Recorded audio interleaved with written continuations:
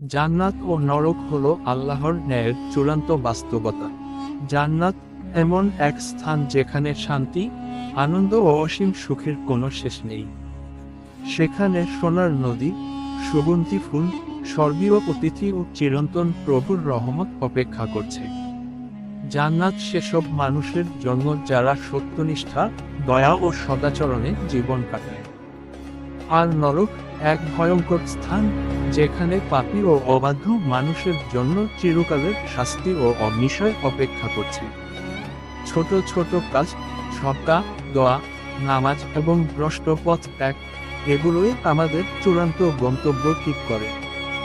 জান্নাত ও নরকের এই বাস্তবতা আমাদের মনে করিয়ে দেয়, প্রতিদিনের প্রতিটি পদক্ষেপে আল্লাহর পথে থাকা কত গুরুত্বপূর্ণ।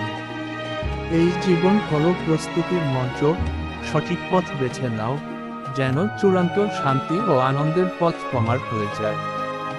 যদি তুমি সত্যি জান্নাতের আনন্দ পেতে চাও এবং নরকের শাস্তি থেকে বাঁচতে চাও, আজই নামাজ, দোয়া ও সদকা শুরু করো।